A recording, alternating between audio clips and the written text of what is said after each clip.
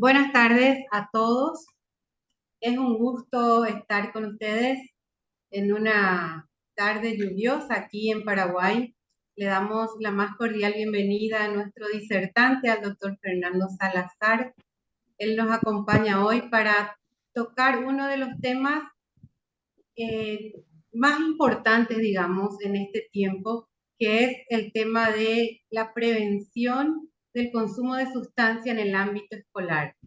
Eh, Bienvenido Fernando, bienvenido a todas las personas que están hoy aquí para escuchar también sobre este tema, que como les decía se denomina desafíos en la prevención de uso de sustancias psicoactivas en el ámbito escolar. Voy a compartir con ustedes también el currículum breve del doctor Fernando Salazar y les voy a mencionar algunas de las actividades que él realiza. Eh, Entre las actividades de investigación y desarrollo del modelo de intervención, tenemos la adaptación del Currículum Universal de Prevención para la Tecnicatura Superior en Prevención de la Escuela de Gobierno y Políticas Públicas de Paraguay, a través del Consorcio Internacional de Universidades para la Reducción de la Demanda de Drogas. La adaptación del programa Lion Quest de aprendizaje social y emocional para la Tecnicatura Superior en Prevención de la Escuela de Gobierno y Políticas Públicas de Paraguay. Él es investigador asociado en la implementación del curso en línea Introducción a la Prevención Basada en Evidencia, INEP, un estudio de factibilidad en ámbitos universitarios para República Checa, Ucrania, Perú. Investigador principal en intervención basada en medios de comunicación, en padres de familia, de estudiantes de secundaria en Cajamarca, Perú, en los años 2021 y 2022. Investigador principal, estudio de demostración y evaluación de la eficacia del entrenamiento en el Currículum Universal de Paraguay de Prevención en Perú, 2007 al 2022. Tiene varias publicaciones en el tema y es también, les cuento que es también un amante del Paraguay. El doctor Fernando Salazar es un visitante constante de nuestro país. Nosotros ya le decimos que él es más peruguayo que solo peruano. Una persona que ama mucho al Paraguay, que ya ha hecho bastante en nuestro país y tuve el honor de ser alumna de él, de trabajar con él y cada día uno aprende muchísimo estando en contacto con Fernando. Entonces sé que va a ser una tarde hermosa, una tarde de aprendizaje, de preguntas. Gracias nuevamente, Fernando, por estar aquí hoy con nosotros. Gracias de parte de la Sociedad Paraguaya de Psicología y bueno, el micrófono es todo tuyo. Muy buenas tardes, amigas, amigos. Muchas gracias, Melba, por la presentación, tanto así que ya me estoy creyendo todo lo que tú dices, ¿no? Así que muchas gracias por ello. Lo más cierto de todo lo que ha dicho Melba es que realmente Paraguay es un sitio que quiero mucho y yo mismo me digo que soy peruguayo, cada vez más metido en el tema de la cultura paraguaya, la gastronomía paraguaya y especialmente su gente. Así que esta tarde permítanme compartirles una presentación que surge de conversaciones en el camino con una serie de personas y últimamente con Diana Lesme, con quien que es colega de ustedes, que tuvo a bien invitarme a esta reunión y muchas gracias a la Sociedad Paraguaya de Psicología por ello. Cuando conversábamos respecto al ámbito escolar y hablábamos de las interfaces que había que cerrar en una intervención completa en todos los niveles de prevención. Y allí surgió muy claramente el rol de los psicólogos. Y esto quiero ser claro y enfático en lo que estoy mencionando, porque la prevención de por sí es un área transdisciplinar en el cual todos caemos, un ámbito en el cual compartimos algo de nuestros conocimientos para desarrollar un conocimiento nuevo. pero entre racionalmente e intuitivamente hay una zona gris que espero transmitírsela ahora en la prevención, especialmente en el campo de la prevención escolar, en el cual el rol de los profesionales en salud mental va a ser central y es central desde ya para que sea exitosa una prevención integral en el ámbito escolar. Entonces, con ese pequeño preámbulo y agradeciéndoles a todos ustedes por su presencia, hoy día vamos a hablar algunos puntos. Las sustancias psicoactivas y su efecto sobre el sistema nervioso central, que va a ser un recorderis de lo que ustedes ya conocen y manejan en lo cotidiano. Otro tema, las causas del uso de sustancias psicoactivas y lo que son las sustancias psicoactivas para entender y desmitificar algunas aproximaciones preventivas que se hacen usualmente. Vamos a aproximar una definición que me gusta usarla en prevención, por lo que significa, y también vamos a recordar los niveles de prevención con el modelo del Instituto de Medicina. Y posiblemente tengamos alguna discusión al respecto cuando contrapongamos eso con el modelo de salud pública.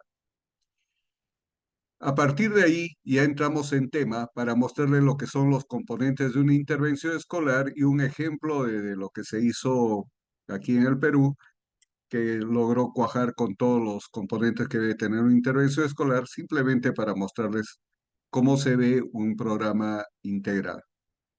Y a partir de ahí entramos ya al tema que es el de los desafíos de la prevención en los grupos en mayor riesgo en el ámbito escolar. Hace unos momentos durante el día le pregunté a Melba si no iba a chocar con alguna de las partes más queridas del trabajo de los psicólogos, que son las intervenciones breves y las entrevistas motivacionales, pero esta vez vistas desde la óptica de la prevención. Espero que se entienda la importancia que tienen y el rol que deben cumplir y también las limitaciones que tienen, ¿no? Y sobre todo en esta tarde lo que quisiera es que hablemos sobre la esperanza y convicción de construir una patria justa y en progreso. Esto es lo que guía hacia donde nos guía la prevención. Es construir una sociedad justa, una sociedad en progreso en la cual todos tengan las oportunidades que merecen para alcanzar todo su potencial. Bueno, entonces ahora entro en tema. Este es un tema, este es un esquema que muchos de ustedes deben haberlo conocido y Perdón, si es que no subí la les, escalera y me cansé. hay un audio abierto. Este, eh, eh, este es un tema y gráficos que ustedes posiblemente conozcan y si no los conocen les invito a visitar el enlace que está en la parte inferior de de esta diapositiva y hay varios enlaces en las diapositivas donde están las referencias bibliográficas y algunas lecturas adicionales o espacios donde pudieran encontrar más información al respecto. Eh, para irnos por la parte simple, las sustancias psicoactivas son todas aquellas que atraviesan la barrera hematoencefálica y producen cambios en el funcionamiento, en las percepciones, respuestas y van alterando nuestro raciocinio, humor, conducta, como resultado de su acción a nivel del cerebro. Y, las sustancias psicoactivas son las que actúan de forma muy precisa en la transmisión que hay entre las neuronas, a nivel de la transmisión reemplazan a los neurotransmisores, los bloquean, los potencian, juegan con ello, porque es el mecanismo en el cual nosotros, por ejemplo, en las distintas áreas del cerebro, como la de los ganglios basales, que está en el circuito de recompensa, es donde se produce la liberación de dopamina ante estímulos como comer, dormir, escuchar música, sonreír, etcétera, las cosas que nos dan placer y que nos produce buscarlas porque son las partes vitales que quisiéramos repetir. Las sustancias actúan mimetizando, bloqueando o potenciando la liberación de dopamina y nos generan una respuesta placentera muy alta. Por otro lado, también actúan sobre la amígdala extendida, que es el sitio donde se ubican las sensaciones de ansiedad. Y al actuar sobre ese sitio, sobre la amígdala extendida, lo que produce a la larga el uso continuo de las sustancias psicoactivas es esa sensación de ansiedad y el craving que nos produce de la falta de las sustancias cuando ya hay signos de trastornos por dependencia, y ese es uno de los indicadores más fuertes de que el trastorno ya está instalado y nos lleva a conductas compulsivas y a la pérdida de control. Y el otro área donde trabajan las sustancias psicoactivas es la corteza prefrontal, donde está el área de la toma de decisiones. Y esto es especialmente crítico en el ámbito escolar porque recordemos que el cerebro continúa en funcionamiento, en crecimiento, y actualmente se estima que su crecimiento culmina alrededor de los 22 años. Y la última parte del cerebro en desarrollarse es la corteza prefrontal, que es donde se toman las decisiones. Entonces, imaginémonos a nuestros chicos con las sustancias psicoactivas en su cerebrito en desarrollo, teniendo sensaciones placenteras, en las cuales se va instalando ese mecanismo de ansiedad por esa sensación placentera producida por la sustancia psicoactiva, y sin la capacidad de poder, de poder tomar decisiones adecuadas, porque el centro donde se toman las decisiones a nivel del cerebro todavía no ha culminado su crecimiento.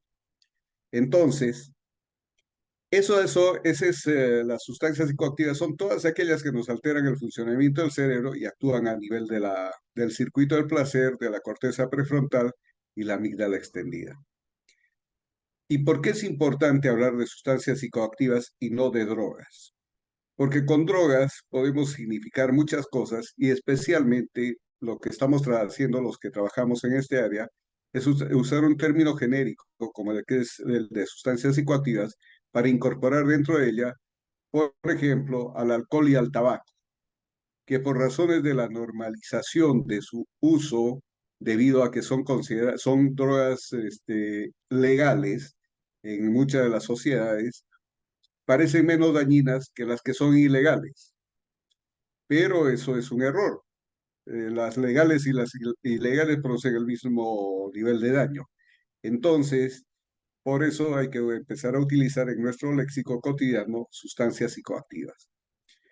Eso vamos a ir aprendiendo, tenemos que ir educando a la población alrededor de ello para que esa falacia entre lo legal y lo ilegal se saque inclusive de nuestra vida cotidiana en relación al desarrollo de los adolescentes. Es muy extendida la costumbre de que en los quinceañeros, cuando las chicas y los chicos cumplen 15 años, especialmente aquí en el Perú, hay la costumbre de que la niña tiene que brindar, y usualmente con sus padres, porque es el padre el que le está enseñando a beber para que luego ella no caiga en garras de alguien y que abusen de ella bajo los efectos del alcohol. Entonces la está entrenando para que resista a ello, cuando en realidad lo que está haciendo es enseñarle a beber. Y eso es porque es una costumbre aceptada como una droga legal en la sociedad, que en este caso es ilícita para los menores de edad en la mayor parte de las sociedades, pero las costumbres sociales hacen que se vaya utilizando de esa forma. ¿Sí? Bueno, el otro tema que quiero recordarles es la historia natural del uso y del abuso de las sustancias psicoactivas. Eh, Toda la historia esta empieza con el inicio del uso, pero hay dos caminos que pueden seguir. La que está con el número 2 es la descontinuación del uso. Y esta es una información muy valiosa, porque en los estudios escolares particularmente, cuando se pregunta a los chicos, ¿y por qué no continúas utilizando sustancias psicoactivas? Ellos dan toda una serie de razones, por ejemplo, la desaprobación parental, el no sentirse drogados, el no sentirse disminuidos física o mentalmente, y hay una serie de otras de otros argumentos de por qué dejar de consumir las sustancias psicoactivas que hacen más fácil el trabajo de la prevención porque eso sale de los mismos chicos. O sea, no todos los que se inician en el uso continúan con el uso. Algunos descontinúan con el uso. Luego, los que inician con el uso pueden continuar el uso y pueden incrementar la frecuencia, pueden incrementar otras sustancias, pueden variar las formas de administración de las sustancias, fumado, bebido, inyectado, puesto como ungüento, etc. Y algunos de estos que continúan con el uso posteriormente no presentan problemas, pero otros sí desarrollan problemas de salud, la dependencia, que esta es una diapositiva del NIDA bastante antigua, la dependencia que ahora se maneja como trastorno por uso de sustancias, infecciones, problemas crónicos, mortalidad, problemas emocionales, psicológicos, sociales.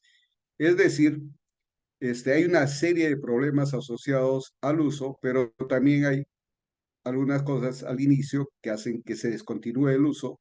Y lo que no es ventajoso es que no se presenten problemas porque van a presentar otro tipo de problemas que no sean de salud física o mental, pero van a producir problemas como accidentes de tránsito, etc.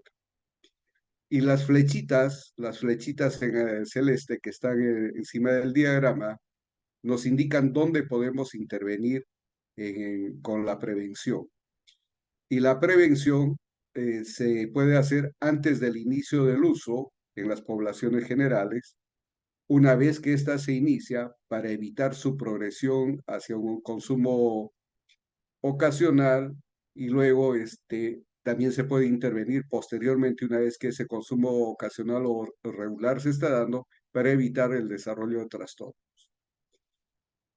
Esto, este concepto que nace de esta historia, de la historia natural del uso y abuso de drogas, de sustancias, fue desarrollado también por el Instituto de Medicina por los años 70, 90. En todo ese periodo hubo un debate muy fuerte respecto al enfoque de la salud pública que dice que la prevención es primaria, secundaria, terciaria. Primaria lo que es promoción de la salud y prevención de las enfermedades. Secundaria, diagnóstico precoz y tratamiento oportuno. Y la terciaria, que es la rehabilitación. ¿Cuál es la diferencia entre estas dos y por qué es importante aclararlas?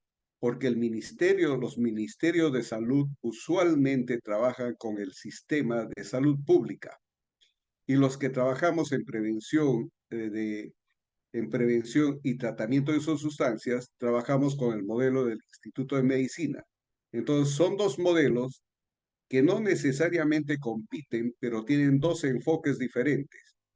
El de salud pública se dirige a la población en conjunto y brinda a la población los 3 niveles de prevención, indistintamente si les corresponde o no les corresponde, y ahí ya se vuelve un problema de accesibilidad y no de tener los servicios que uno requiera. Mientras que el modelo del Instituto de Medicina lo que dice, trabajemos según niveles de riesgo. Démosle la prevención universal a todos aquellos que tienen distintos niveles de riesgo, aunque su mayor eficacia va a ser sobre aquellos que están libres todavía no se han iniciado o tienen un uso muy bajo o experimental u ocasional de las sustancias psicoactivas. Posteriormente, inclusive aquellos que no se han iniciado en el uso de sustancias, que por ejemplo están viviendo en condiciones en las cuales en la familia hay padres o hermanos usuarios, se encuentran en mayor riesgo. Entonces, a ellos démosles una prevención selectiva que los proteja de esos factores de riesgo que hacen que ellos tengan mayor probabilidad de enfermarse, de empezar a usar el uso de sustancias.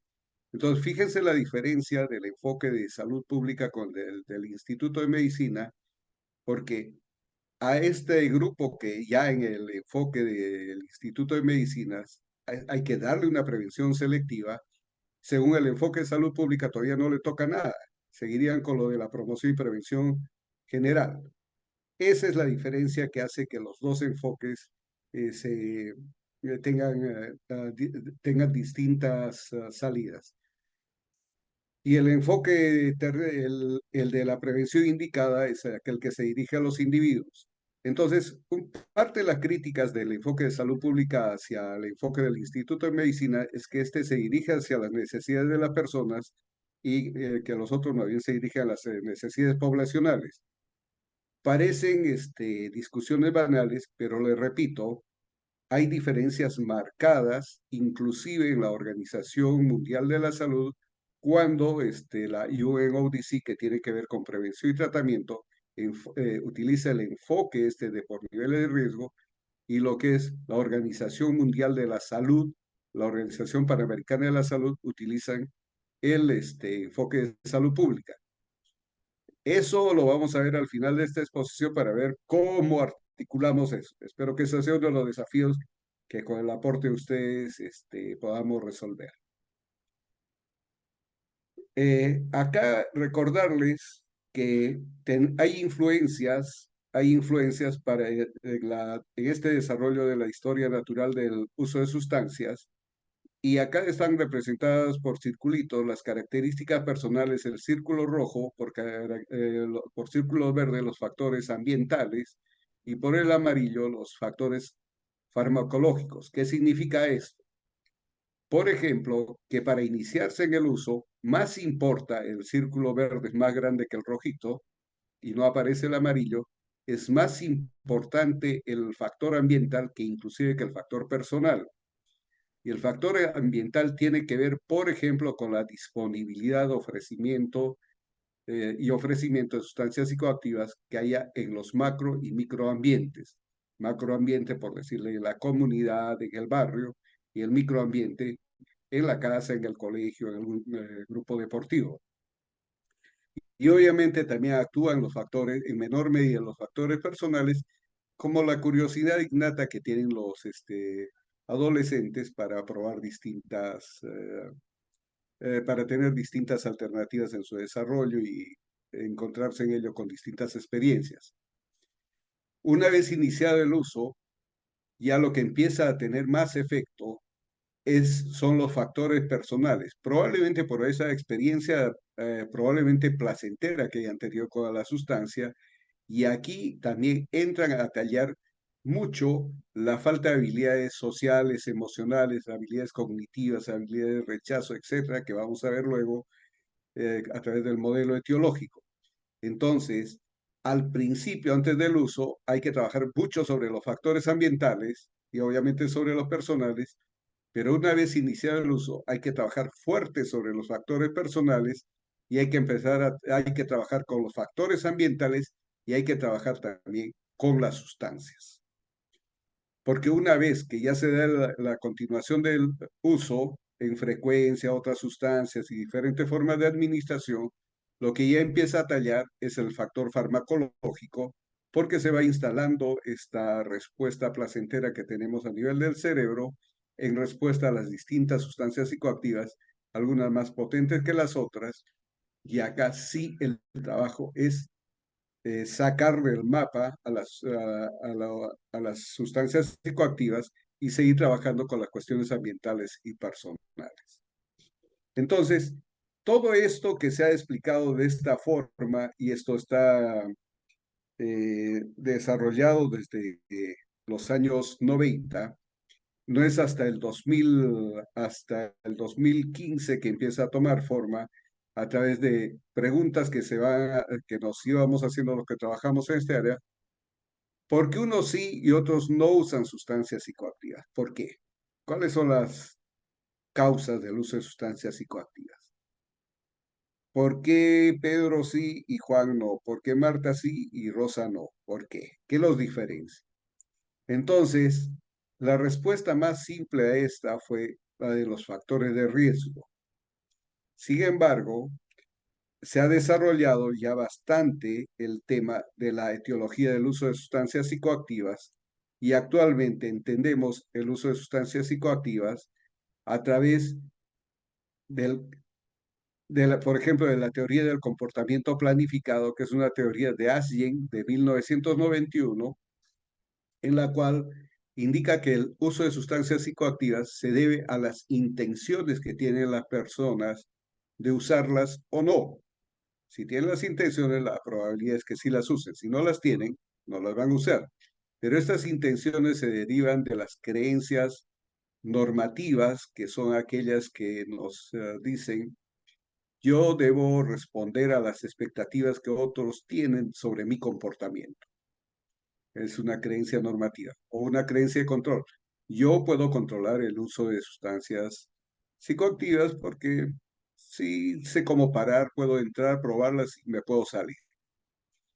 O las actitudes que tengamos sobre las sustancias psicoactivas. Bueno, parece que hacen algo, pero no matan, no hacen daño. Entonces, todo eso me puede llevar a unas intenciones de uso de sustancias y además sobre ese comportamiento también entran a tallar las competencias sociales, emocionales y cognitivas.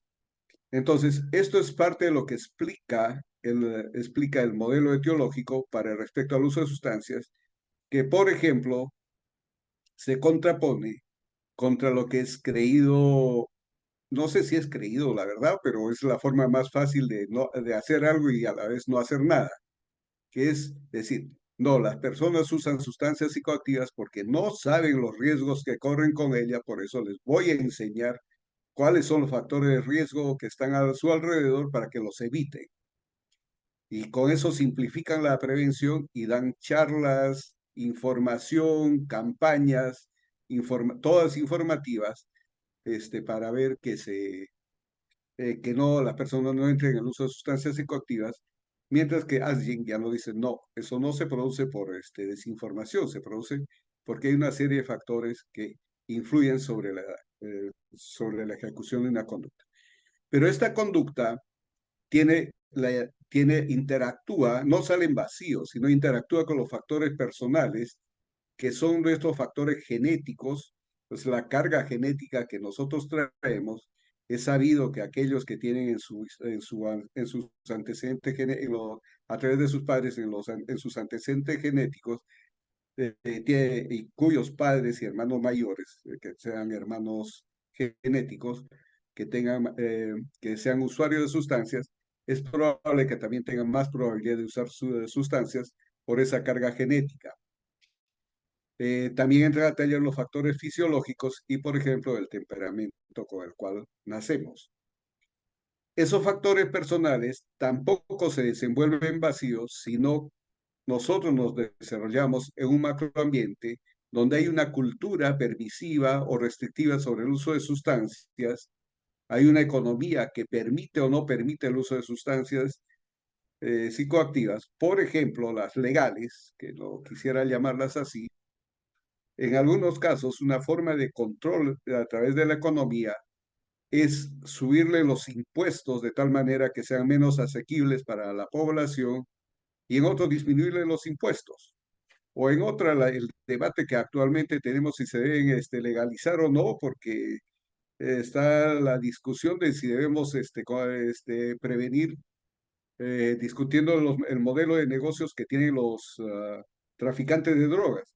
O sea, el tema de la persona ya pasó a ser más un tema de consumo, como un objeto de mercado. Entonces, eso es lo que ocurre en el macroambiente, ¿no? Y también, por ejemplo, la educación que se puede impartir en relación al uso de sustancias psicoactivas en los ámbitos escolares principalmente, en los ámbitos laborales y los que podamos hacer llegar hacia las familias.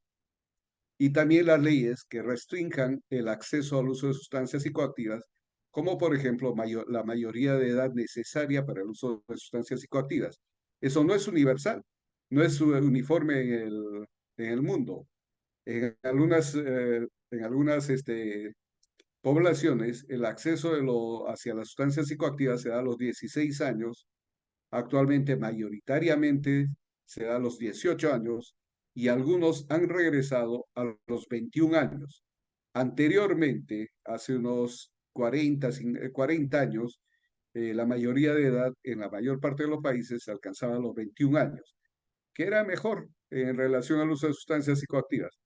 Por otro tipo de razones fue disminuyendo esa edad y esas leyes que ya se permiten o no el acceso basado en la edad son las que también pueden influenciar desde ese ambiente macro. Y en el microambiente donde nos desenvolvemos, también está la interacción con los pares. ¿Qué cosa es lo que yo recibo de mis pares? Especialmente las creencias normativas que vamos construyendo con nuestros pares y también esa comunicación en la cual vamos aprendiendo los unos de los otros respecto a los riesgos que corremos o a las ventajas que tomamos del uso de las sustancias psicoactivas. O en las familias, si es que, por ejemplo, son familias estructuradas que tengan, en las cuales las habilidades para la crianza se den los dos padres, hay un ambiente de cariño y afecto, no hay una crianza autoritaria, etcétera, etcétera, una serie de factores que nosotros damos por sentado que deben tener los padres, pero cuando vemos la realidad concreta, los padres aprenden en el camino a ser padres y no hay una escuela de padres sino hasta que nacen los hijos. Y es donde se aprende en el camino con ellos. Entonces, ese tipo de microambientes donde el aprendizaje de los padres se da a la par de la crianza de los hijos podría ser pernicioso también. O la escuela en la cual, por ejemplo, no hay mecanismos de retención escolar o mecanismos de estímulo hacia el rendimiento académico y hacen que se abandone la escuela y puedan estar en mayor riesgo de uso de sustancias psicoactivas o simplemente no se les enseña, no se desarrollen los escolares las habilidades sociales y emocionales y otro tipo de habilidades necesarias para no entrar en conductas de riesgo, incluyendo el uso de sustancias psicoactivas.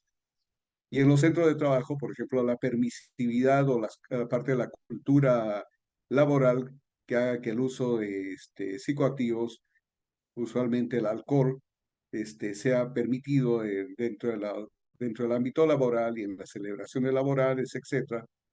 Y esto es un tema que puede afectar bastante a las personas que están empezando su trabajo. Esta otra parte de la teoría fue desarrollada en base a la teoría de los sistemas ecológicos de Bronfenbrenner en 1979.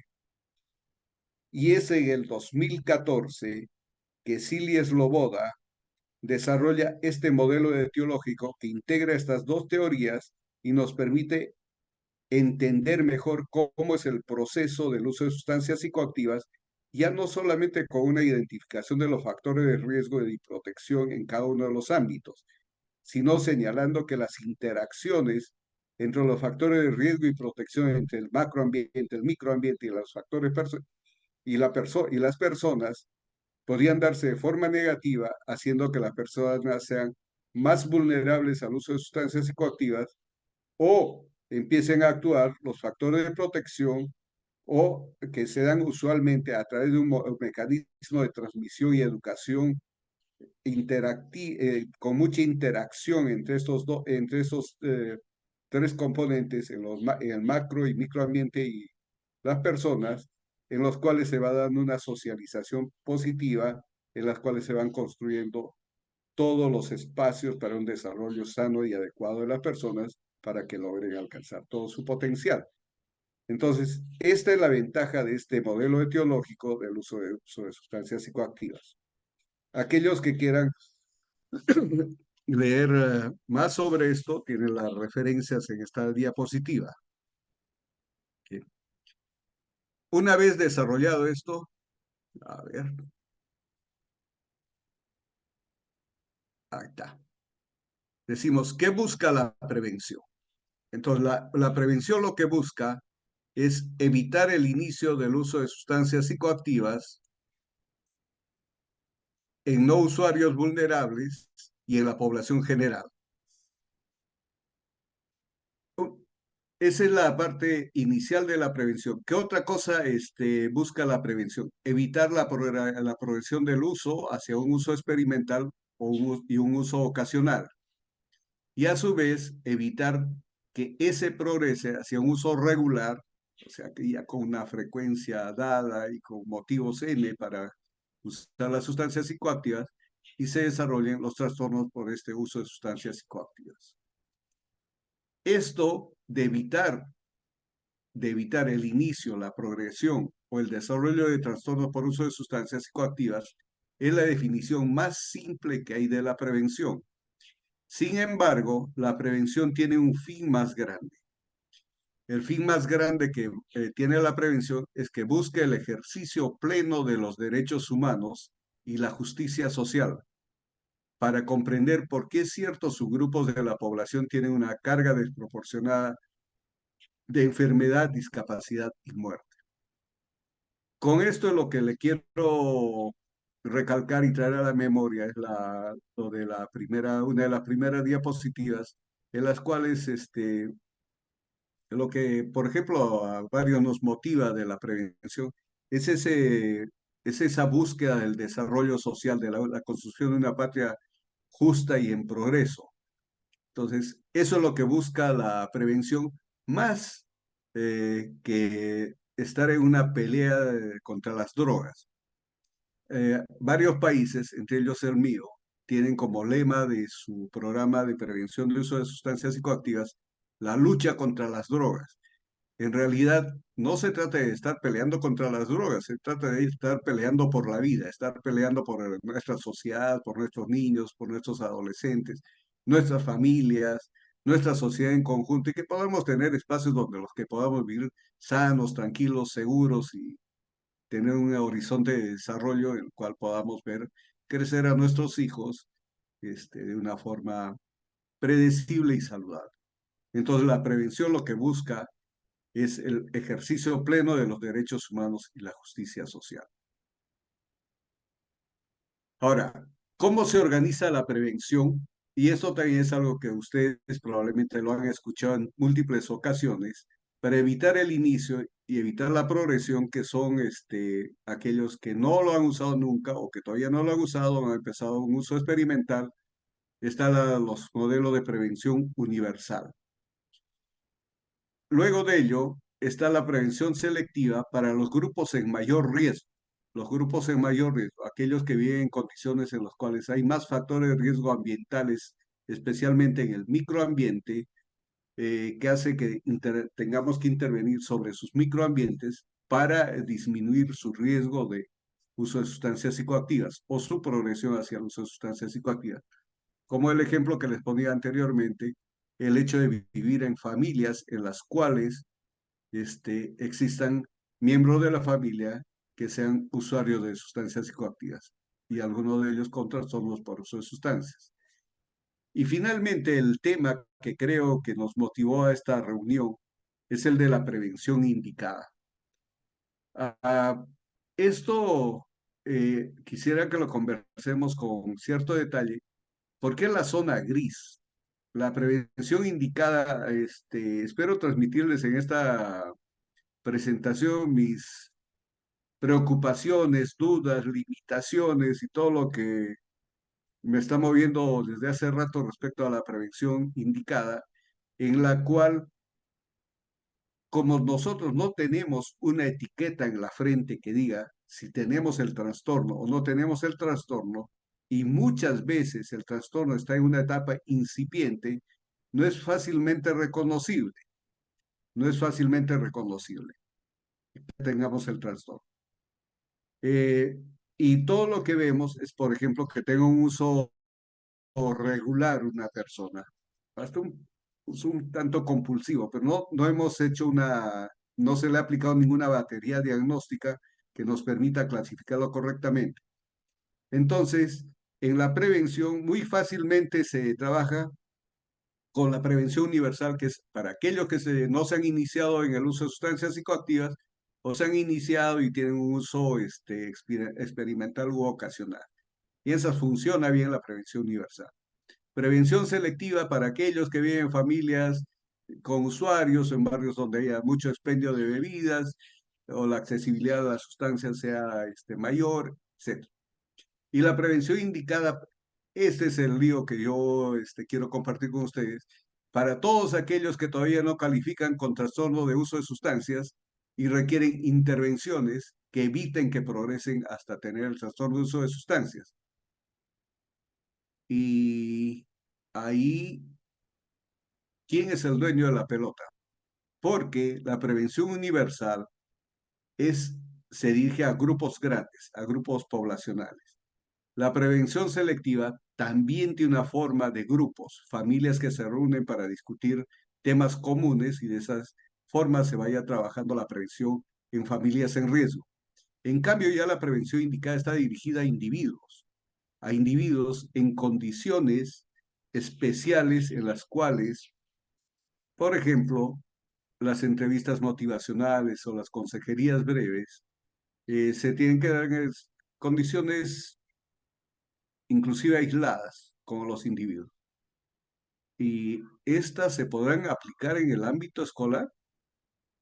Imagínense a un estudiante que lo citen hacia la sala de tutoría o a la dirección, a algún espacio, para darle su consejería a la vista y paciencia de todo el resto de sus compañeros. El estigma que eso podría generar sobre esta persona probablemente haga que se resista a asistir a ese tipo de intervenciones. Encima, en el ámbito escolar, ¿habrá capacidad de diagnosticar con alguna prueba de tamizaje correctamente si ya califica con trastorno o no? Y le estaríamos dando a alguien, alguien que no requiere prevención indicada como las consejerías, le estaríamos dando algo que no le sirve cuando ya debería estar recibiendo tratamiento. O también puede ocurrir que estemos utilizando algunas herramientas de la terapia, como como las entrevistas motivacionales, pensando que tienen efectos preventivos. ¿Ok? Entonces, esta zona gris es la que realmente me gustaría que discutamos ahora. Bueno, entonces, ¿dónde se dirige la prevención? La prevención se dirige a las personas, cuidando de la salud física, cuidado de la salud física y mental, y en los ambientes donde se desenvuelven y interactúan las personas. Es decir, tiene que haber acciones dirigidas a las personas y acciones dirigidas a modificar el macroambiente y el microambiente de forma positiva, de tal manera que las interacciones en estas, entre los macro y microambientes y los factores personales y las personas, se den de forma positiva y se dé una socialización adecuada que permita que no se entre en conducta de riesgo. Esta es una primera advertencia porque en los ámbitos escolares mucho de la prevención se da solamente dirigida a las personas y solamente a través de charlas informativas y en algunos casos de sesiones estructuradas que se dirigen solamente a las personas sin modificar los ambientes. Entonces, esos son parte de los retos que tenemos que ir resolviendo. ¿Okay? Entonces, aquí quiero mostrarles una parte de los encantos de Asunción, que son un conjunto de flores tomadas ahí en el camino, están en las calles, en los pasajes, ahí están, son flores de su tierra, muy bonitas. Viven ustedes en un ambiente muy verde, muy bonito. Entonces acá quisiera que paremos un poquito para ver si tienen algunas preguntas o comentarios hasta esta parte de la exposición. Voy a dejar de compartir para que podamos vernos un momentito.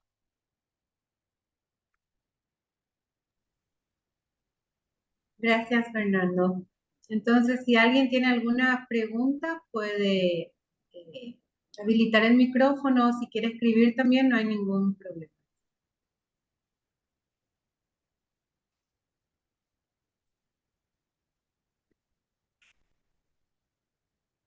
Esta es una parte conocida, de repente por eso esa parte ya la he escuchado 20 veces, no tengo preguntas. Eh, Tal vez cuestionarnos algunas cuestiones respecto a el modelo etiológico, por ejemplo, que dice, esto se produce por una interacción de varios factores, pero yo estoy acostumbrado a trabajar, el, el grupo son puros psicólogos, ¿no? A ver si con eso les pico algo. Yo quiero trabajar la autoestima, porque la autoestima me parece que es una herramienta muy poderosa para evitar el uso de sustancias psicoactivas. ¿Qué opinarían respecto a esa afirmación? Ahí está. Andrea Salgueiro dice, sí, si puede, así hay que trabajar la autoestima. Ya. Gracias, Andrea. ¿Quién más quiere opinar?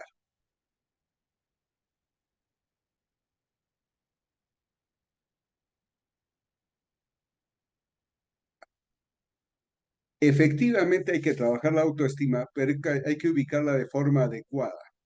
¿Ya? Si nosotros, ahora sí me voy a regresar a la presentación, ¿ya? A ver si con las siguientes vamos calentando un poco más de motores.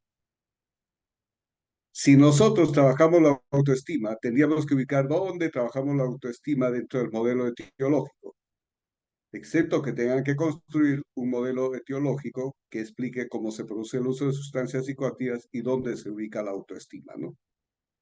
Pero en general, este modelo etiológico también ha permitido identificar algunas cosas de las teorías del aprendizaje humano que dicen que hay que generar espacios sanos y seguros y espacios que sean acogedores y donde la persona pueda interactuar adecuadamente con sus pares y puedan sentirse seguros, donde puedan aprender las habilidades necesarias. ¿Ya? Si esas dos condiciones no se dan en este proceso de socialización o en el proceso de aprendizaje que se da en las escuelas, es posible que lo que ustedes están trabajando a través de la autoestima no tenga el efecto deseado, no tenga el efecto deseado, el efecto esperado. Por lo tanto, en los ambientes escolares hay que trabajar con los macro y microambientes de forma previa, antes de entrar en el desarrollo, por ejemplo, de las intervenciones que generen creencias y actitudes que eviten o disminuyan la probabilidad del uso de sustancias psicoactivas y el desarrollo de habilidades sociales y emocionales que también disminuyen el uso de sustancias psicoactivas. Dado todo eso, sí se puede dar también acciones para el desarrollo de la autoestima y seguramente va a sumar sobre todo ello. En este momento, una vez que esté en marcha todo esto, sí se pueden dar charlas sobre puntos específicos en los cuales se requiere información y que se entiende en el contexto de la marcha de un programa. Pero solas, está mostrado, y esto por favor no se resientan, está en los estándares internacionales de calidad que los programas enfocados solamente a la autoestima no producen efectos en la prevención de uso de sustancias psicoactivas. Probablemente produzcan efectos en otras áreas, pero no en el uso de sustancias, en la prevención del uso de sustancias psicoactivas. ¿Ok? Entonces, eso es lo que nos... Adelante, Diana. Buenas noches, Fernando.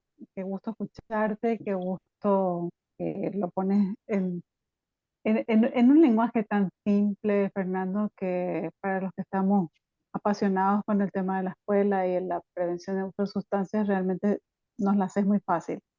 Yo creo que una de las claves que aparece en tu presentación y por la cual que un poco fundamenta todo lo que estabas hablando de la autoestima, y es una riqueza conceptual, creo, la ecuación etiológica que está en pantalla, ¿verdad? Es decir, poder comprender que no hay situación en el campo de la salud mental y de la salud en general, no hay factores únicos que solitos por sí mismos puedan o prevenir o causar el consumo de sustancias, ¿verdad? Lo mismo ocurre para los cuadros de salud mental, para la depresión, para los trastornos de alimentación, etcétera. Así como son todos factores, son todas condiciones causadas desde un esquema multicausal y no lineal. Entonces, poder meter allí la autoestima, los programas de retención escolar, de aprovechamiento y mejoramiento de las calificaciones escolares y rendimiento académico, eh, la socialización efectiva y saludable, la relación con los pares, las habilidades para rechazar el uso de sustancias y las creencias normativas, son todos, son todos elementos que contribuyen, pero dentro de esta cuestión etiológica. Es decir, que trabajando un solo factor, como podría ser la autoestima, o solamente las habilidades de comunicación, no hacemos mal, hacemos bien, pero posiblemente tenemos disminuimos mucho las probabilidades de prevenir el uso de sustancias psicoactivas. Eso quería resaltar porque me parece de tal riqueza conceptual poder entender esto, en contraposición al otro modelo que vos planteabas hoy, que es el que hace muchísimo tiempo atrás se usaba, que es el de las personas no consumen porque no tienen nomás la información pertinente. Y entonces ahí es donde caen por su propio peso el tema de las famosas charlitas informativas, ¿verdad? Es decir, les voy a contar, y hay toda una historia en el campo de la prevención también, ¿verdad? Por muchísimo tiempo, años atrás, añares, te iba a decir, se usaban, por ejemplo, las conferencias hechas por adictos o por policías de los departamentos de antinarcóticos, etcétera, que iban a las escuelas con la sustancia para mostrarles cómo era la marihuana, cómo era la cocaína, etcétera. Bajo esa lógica de que informando prevenían el uso de sustancias psicoactivas.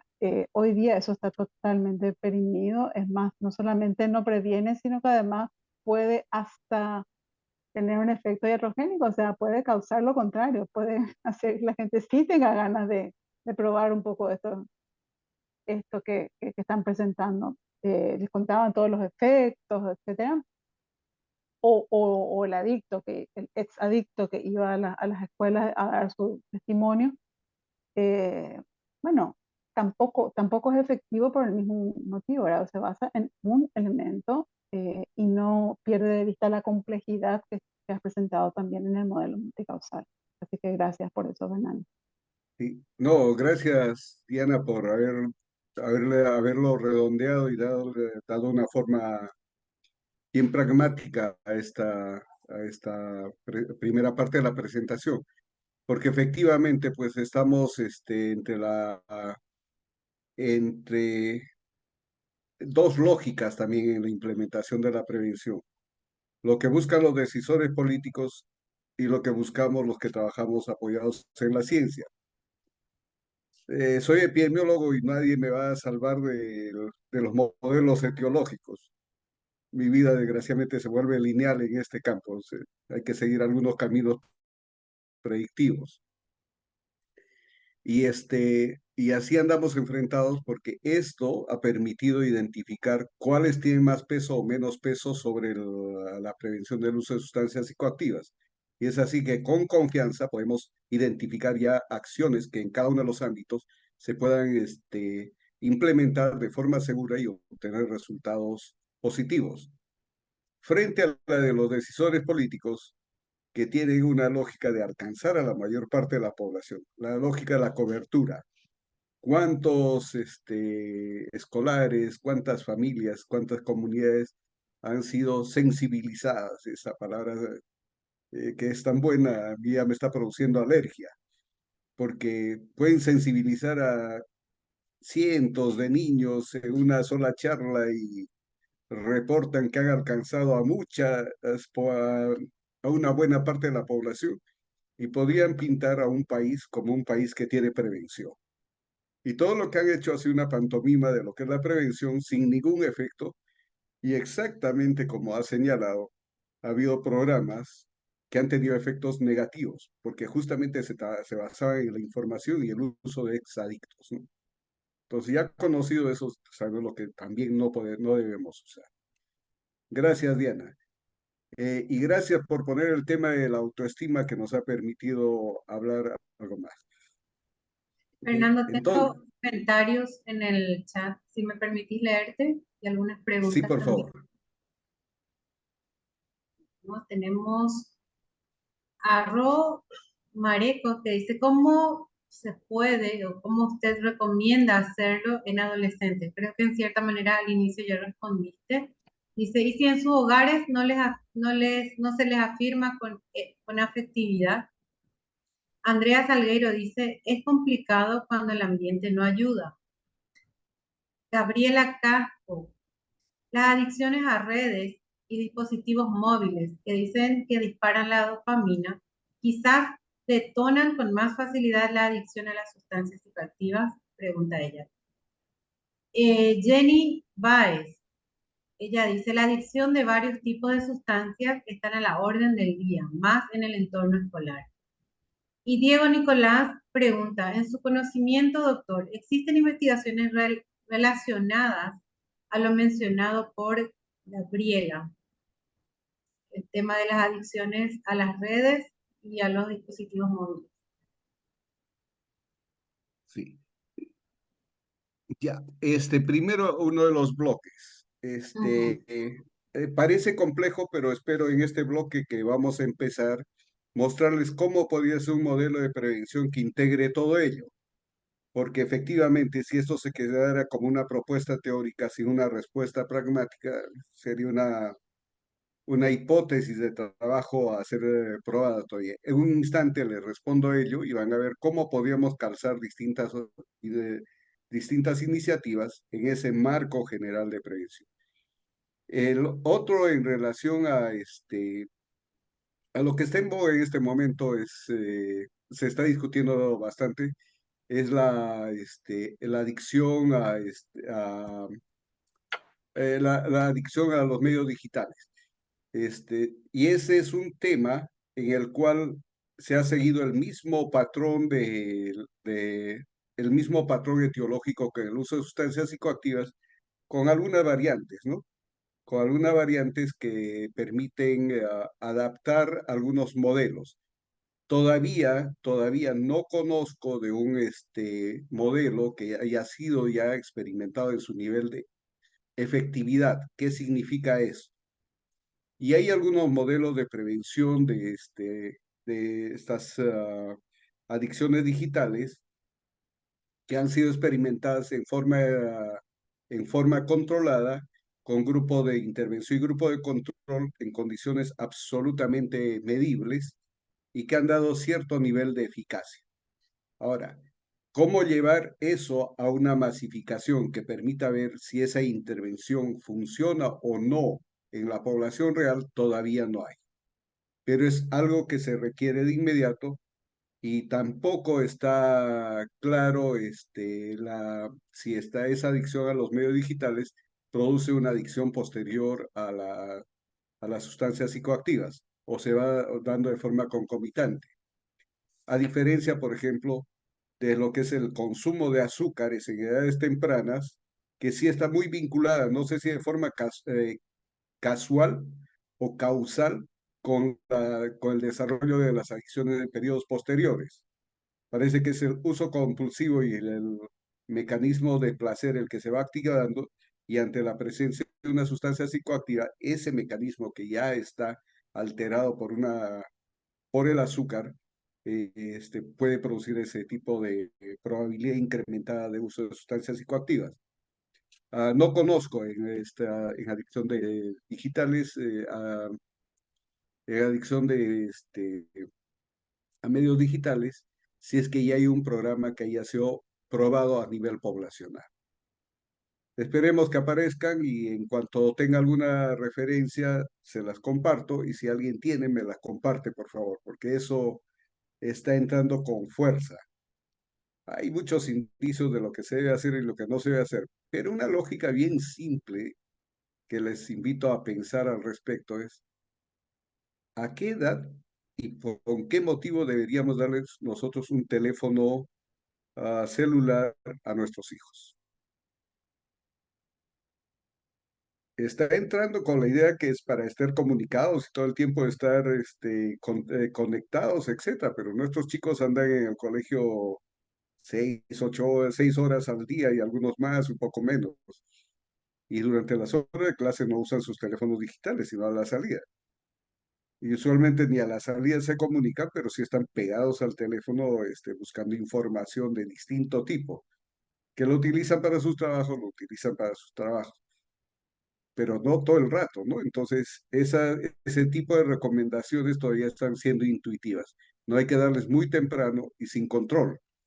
Hay que darles a un momento que sea adecuado y tener horarios fijos para el uso de los aparatos, acceso al internet, etcétera, etcétera. No hay cómo categóricamente decir, esto funciona a partir de este modelo. ¿Sí? Gracias por las preguntas. Han estado interesantes. Me llevo un par de preguntas para buscar por mi cuenta y el que resuelva primero cuenta. ¿Sí? A ver, sigamos avanzando.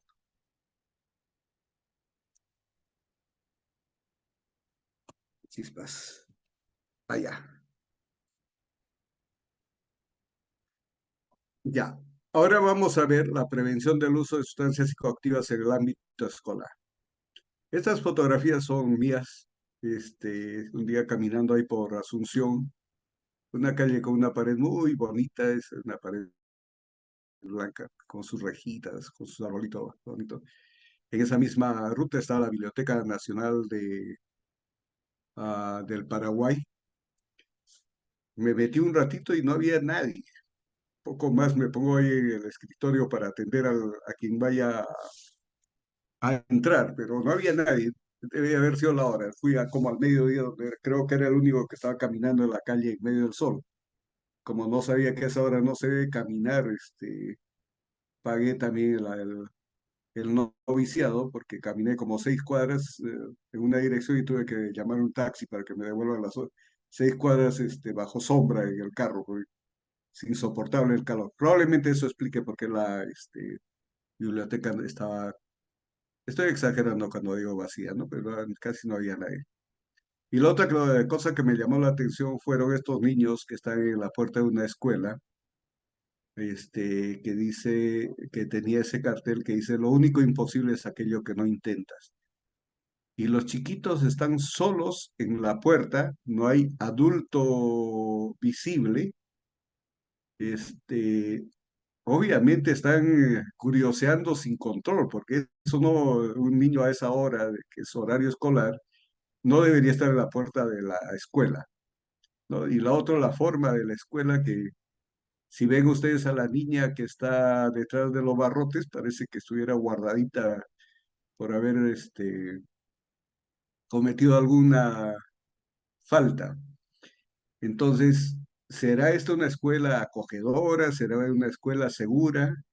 ¿Tendrá las condiciones para que cuando los niños crucen la puerta de la escuela se sientan seguros y acogidos y en un ambiente de aprendizaje, donde se puedan comunicar entre ellos, comunicarse ellos con sus dos profesores, que haya comunicación entre los profesores, que haya acceso de los padres de familia para ver cómo es la educación de sus hijos y ellos también contribuyan en ello? No sé, una serie de dudas, ¿no? Y lo que estoy hablando es solamente de uno de los componentes de la escuela, que es el componente clima escolar.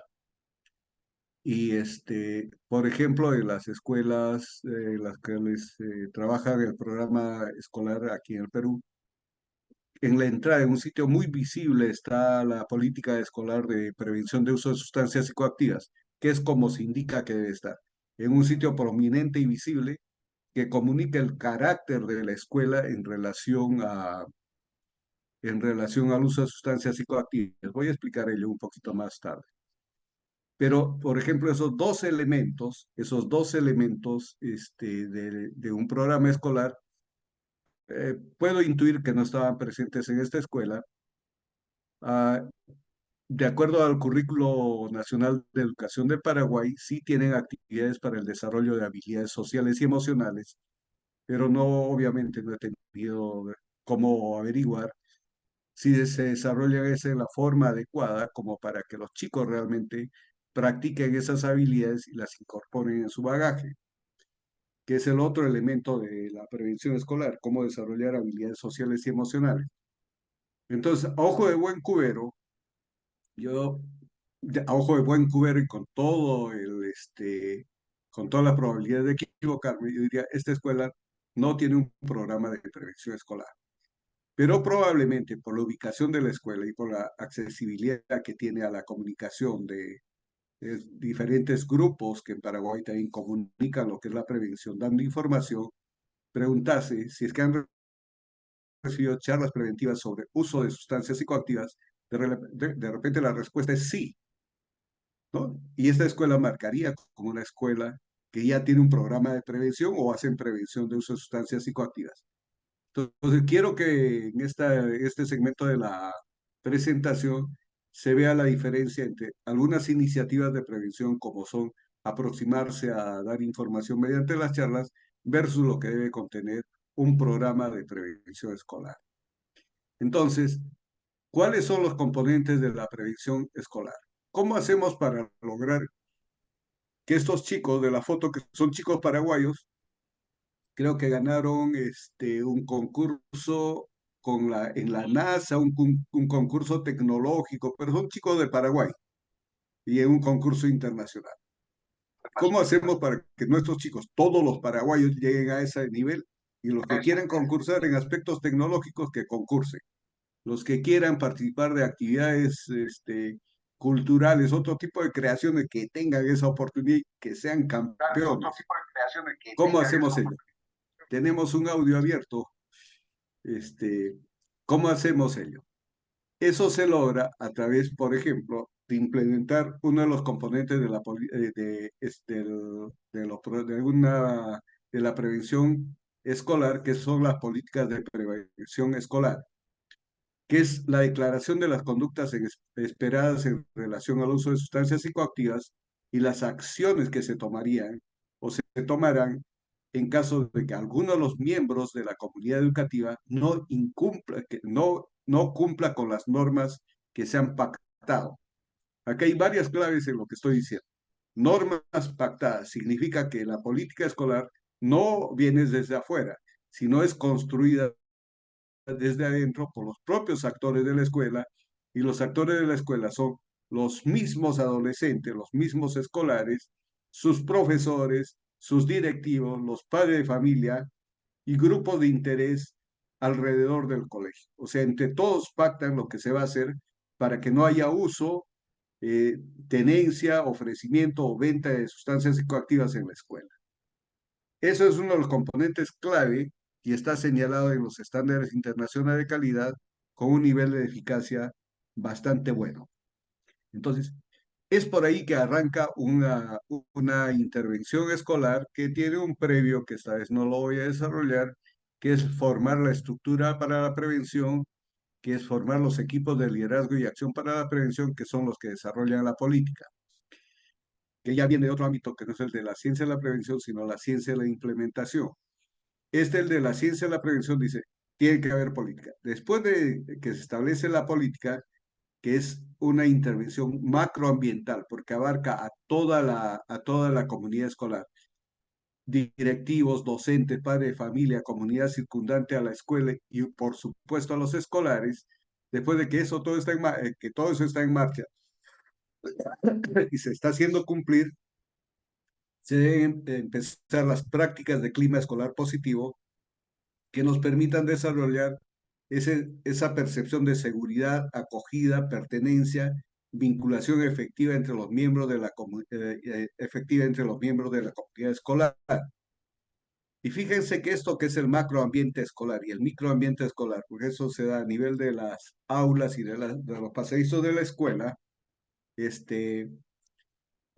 van interactuando, y a medida que se da un mejor clima escolar positivo, se ha notado que hay mayor cumplimiento de la política escolar. Y a medida que la política escolar se va ejerciendo y haciendo cumplir, mejora el clima escolar. Entonces, es una cuestión bidireccional.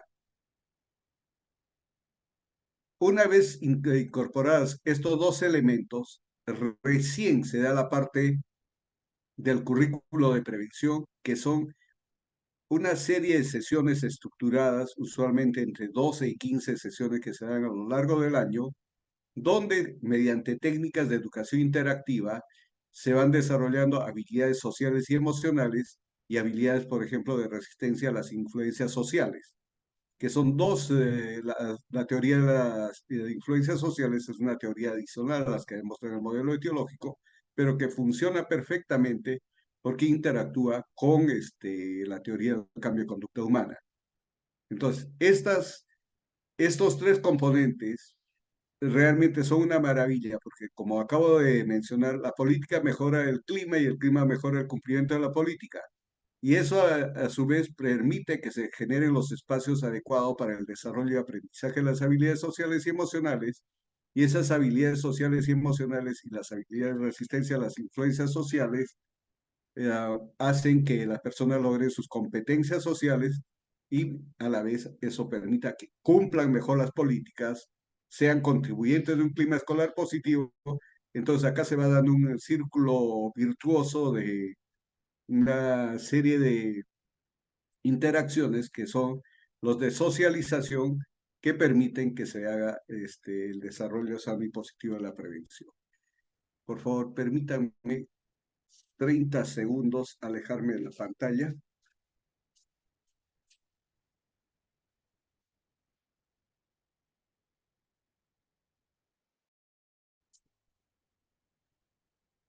Estoy en casa y mi hijo de 4 patas, mi gato, iba a pasar por la pantalla de la computadora, así que no le abría la puerta. Así que van a disculpar.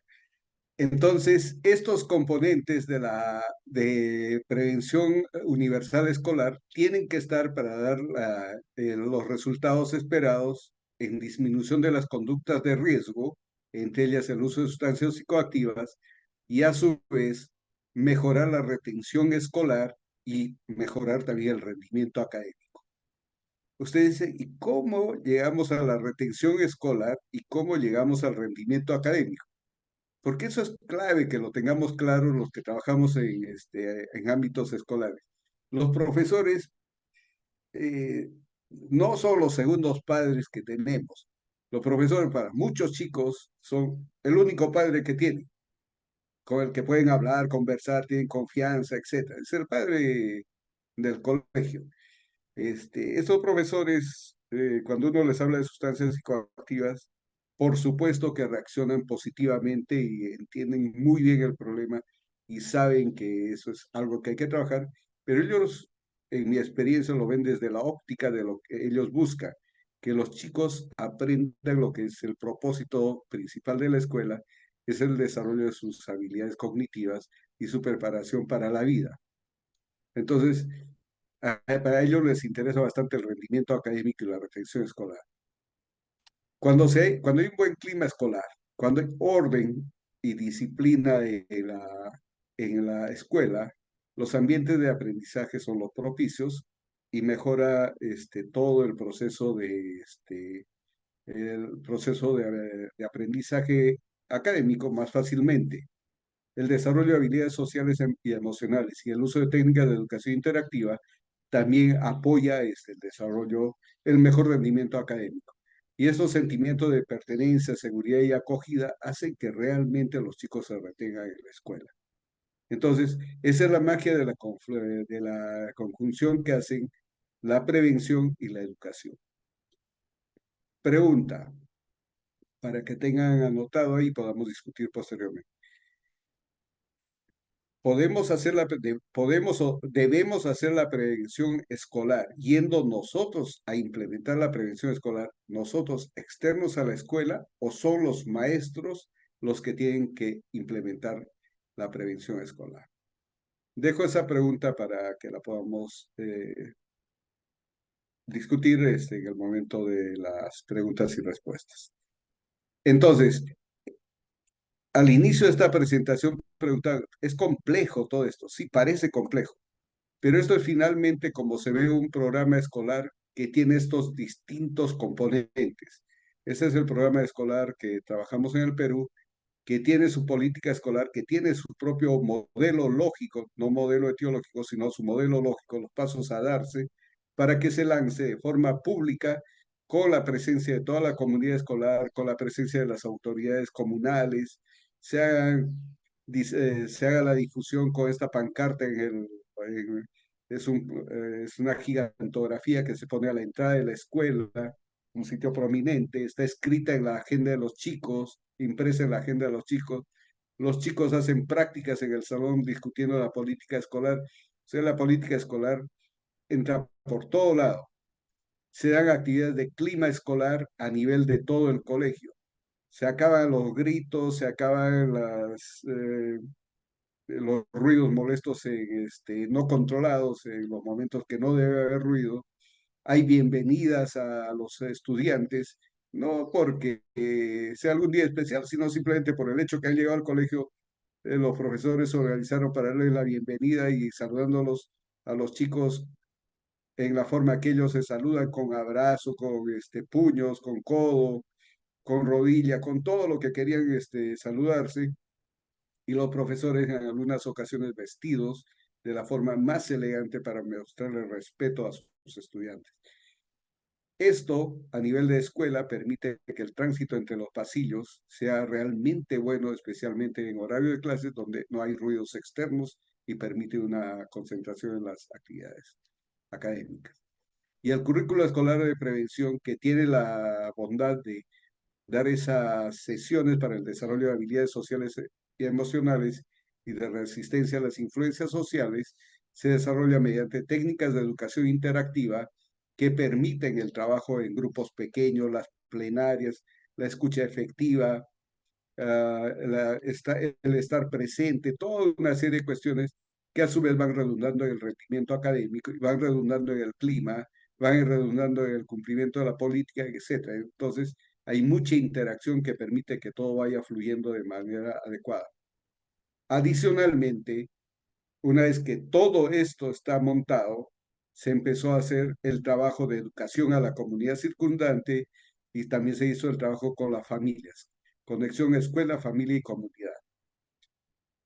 Todo esto se basó en una formación previa de los docentes, formación previa de los docentes. Quería no darle la respuesta, pero creo que aquí tiene la respuesta a la que he planteado hace un rato. ¿Quiénes deben implementar la prevención escolar? Hay que formar a los docentes.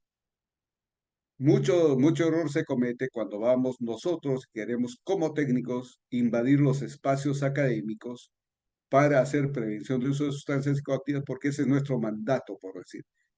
Eso es por una falta de entendimiento que prevención escolar y educación son el mismo, usan los mismos mecanismos y los mismos caminos, y los profesores son los mejores agentes para hacer la prevención en el ámbito escolar.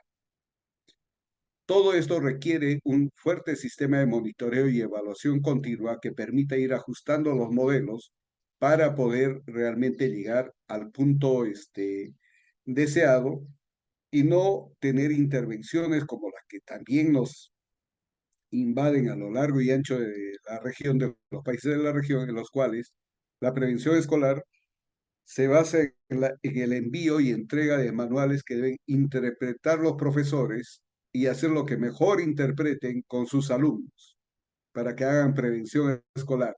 Eso está probado, demostrado y medido que tiene efecto cero o efectos iatrogénicos cuando los profesores empiezan a improvisar. No es porque no tenga la capacidad de hacerlo, sino que es justamente la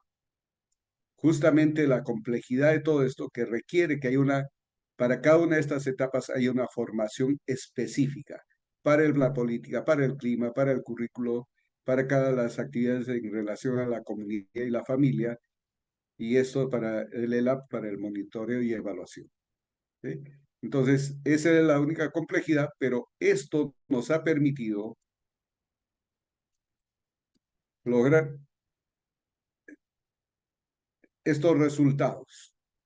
Estos resultados que están publicados ya en una revista internacional, en los cuales se redujo el tabaquismo, se redujo el consumo de alcohol, se redujo el consumo de marihuana, el consumo excesivo de alcohol, y se mejoraron todos los mediadores como el respeto al profesor y las percepciones, las creencias normativas en relación al uso de sustancias psicoactivas por sus compañeros.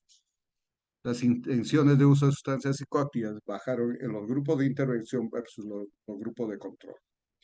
Entonces, lo que les he compartido es un modelo que ha sido evaluado con todos los componentes y que ha mostrado efectos positivos, y probablemente es un modelo desgraciadamente, único por el momento en nuestra región. No hay otro modelo que tenga esta integralidad por el momento. Esperemos que se difunda y que pronto tengamos este tipo de modelos en marcha porque la eficacia es previsible, va a dar resultados positivos. ¿Sí? Bueno, hasta ahí podía sonar fácil y ahora, después de casi haber agotado el tiempo de exposición, recién entro a los desafíos. Los desafíos que Diana estaba comentando, que era nuestra conversación y el camino de las cosas que nos preocupan en el ámbito escolar y en relación, por ejemplo, a lo que se espera y ojalá no me equivoque, se avisora en el desempeño que van a tener de forma central los profesionales de la salud mental y especialmente los psicólogos.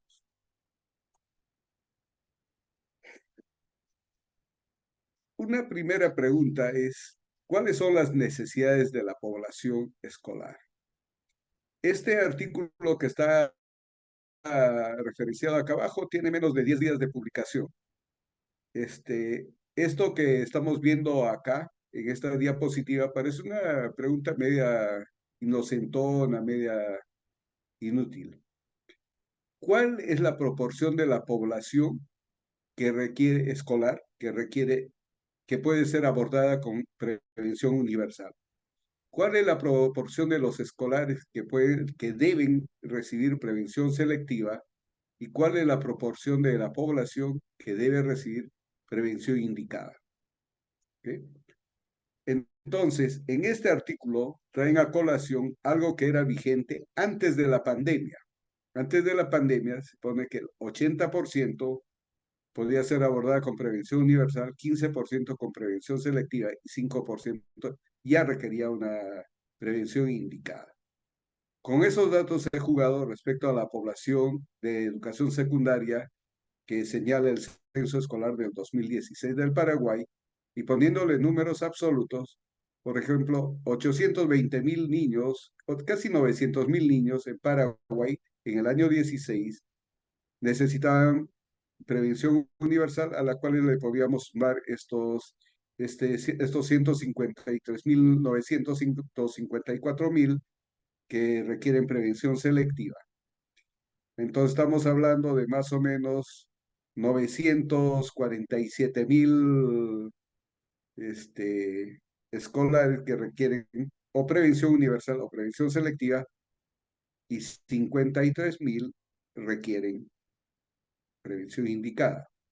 Si ustedes recuerdan lo que he comentado hacia el inicio, tanto la prevención universal especialmente se puede dar en grupos grandes, se debe dar en grupos grandes por la interacción necesaria que debe haber entre los escolares.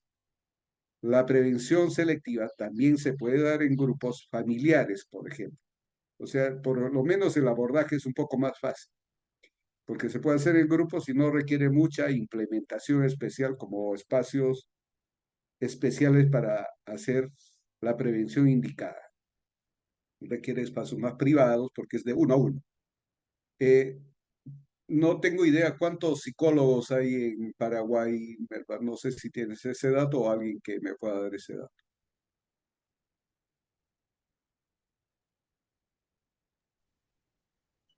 Ahí me puede ayudar Diana. Registrado, Fernando, el Ministerio de Salud. 8,000 ya, Sí, ¿no? no, un poco más. El registrado en el Ministerio de Salud tenemos, el último registro que yo vi estaba por arriba de los 12,000 registrados.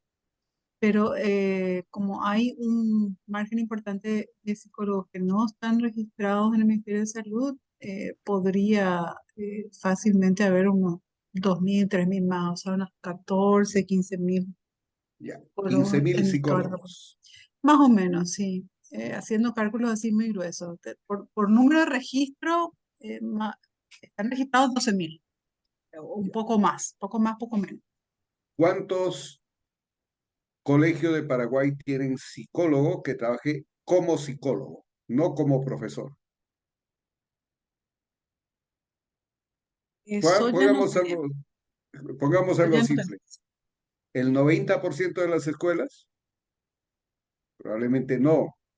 No, no, no, no. Son muy El ambiciosos. 20% de las escuelas, poco Dependiendo también, difícil, ¿no? Fernando, si estamos hablando de escuelas oficiales, escuelas públicas, escuelas privadas, escuelas subvencionadas, o sea, hay toda una gama de diferencias que se Ujú. establecen entre los distintos tipos de escuelas según En las privadas probablemente recursos haya disponibles, ¿no? Las un escuelas privadas en psicólogo su gran por mayoría, escuela. o más, sí, o más. A veces hay uno por nivel. Yo creo que acá en la audiencia está también Betina, si no me equivoco, u otros psicólogos escolares que podrían dar datos más precisos, pero en los colegios privados en general hay uno o más psicólogos, incluso hay por nivel de educación inicial, del primer ciclo de la educación escolar básica, que es el primero a tercer grado, el segundo ciclo, que es del sexto al sexto, séptimo, octavo, Ya. Imaginémonos en el mejor de los perdón, casos cuarto, quinto y sexto, y el tercer ciclo. claro. Imaginémonos en el mejor caso una escuela privada con un psicólogo, ¿no? Para este grupo de educación secundaria. Y que en esta escuela, en educación secundaria, hayan eh, 500 alumnos en educación secundaria, una escuela privada grande. Este, de esos 500, de acuerdo a este tipo de estadísticas señaladas en este artículo, 5% requerirían prevención indicada. Es decir, 25 escolares requerirían prevención indicada. ¿Cierto? Son 25 para un psicólogo en el ámbito escolar, más toda la carga de otro tipo de problemas que tiene que atender. O sea, inclusive en condiciones óptimas, este es un tema que probablemente haya que verlo con pinzas porque la cobertura acá va a ser muy baja, va a ser difícil, de alto costo. Y el otro problema que se señala en este artículo que pueden ubicarlo en esta referencia, y tienen el enlace, ah, es que estos son datos de la prepandemia y que durante la pandemia la población escolar también ha sufrido todo el embate de los problemas de salud mental y estas cifras han variado. Entonces, estas cifras han variado, habiéndose corrido más hacia los que requieren intervenciones indicadas y selectivas, no en el tema solamente de uso de sustancias psicoactivas, sino en los temas de salud mental. Entonces, la carga de trabajo que se espera en este área es fuerte, es bastante fuerte. Entonces, por el momento, por salud mental mía, estoy descansando en que tenemos conocidos estos ámbitos de la prevención universal y la prevención selectiva. Entonces, el primer desafío, el primer desafío que creo que cualquier país va a enfrentar, y en este caso, puesto con los datos de ustedes, es cómo garantizar una cobertura para esa demanda de 53.300, que probablemente esté los 80.000 en este momento, quizás más por el crecimiento de la población y por ese cambio en la epidemiología de la salud mental debido a la pandemia. ¿Cómo hacemos para cubrir adecuadamente con profesionales calificados para estas intervenciones? ¿Cuántos psicólogos se requerirían para este tipo de intervenciones indicadas? Y este sesgo que estoy poniendo yo, no porque sea usted la Sociedad de Psicólogos del Paraguay que me ha invitado y que quiero que a caerles bien, o sea, no es por ello, sino porque creo que este es un área tan específica que requiere un entrenamiento específico que no lo pueden hacer a diferencia de la prevención universal y selectiva, distinto tipo de profesionales, porque son áreas un poco más transdisciplinares. Esta requiere algún tipo de habilidades que ya son de orden clínico.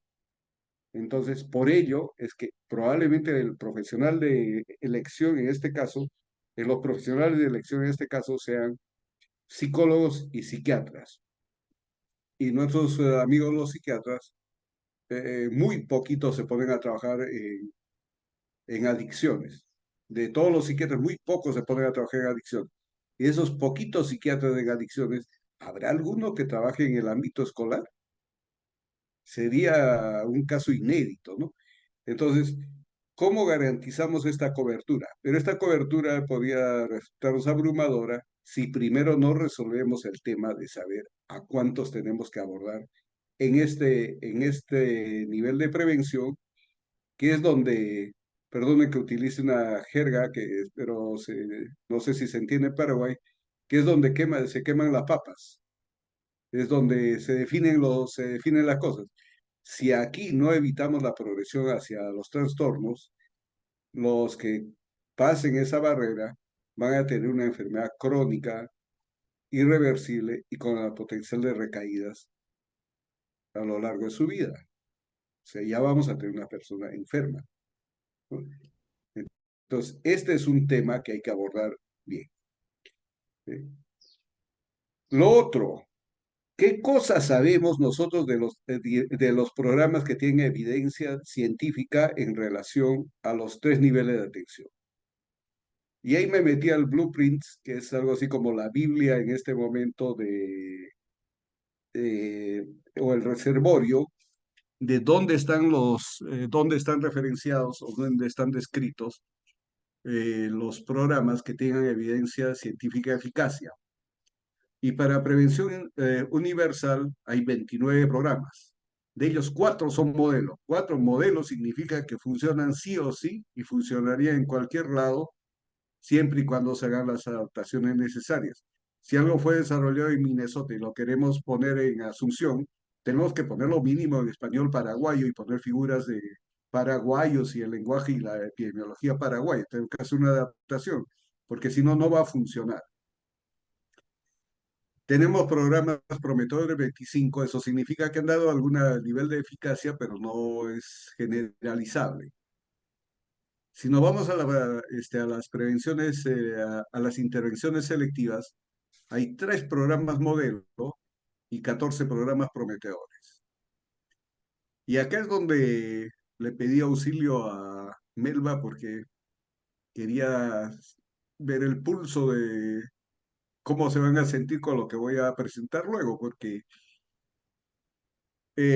prevención indicada tiene solamente 2 programas modelo y 3 programas prometedores. Esto de por sí nos está mandando un segundo desafío, la disponibilidad de intervenciones con evidencia de eficacia. Eso es bien poquito para escoger, bien poquito para escoger. Dije, chispas, hay poquito para escoger, ¿cómo hago? Especialmente cuando muchos de esos programas son franquiciados. Franquiciados, en el término que estoy utilizando, significa que hay que pagar para poder usarlos. Entonces, ya es una barrera per se. Y lo otro es que cuando ya me metí a ver cuáles eran estos programas, estaba la terapia multisistémica, el programa Blues, la intervención cognitivo-conductual para el trauma en las escuelas, citas seguras, estas citas de pareja que sean seguras, y enseñar a los niños a sobreponerse, coping for the kids, ¿no?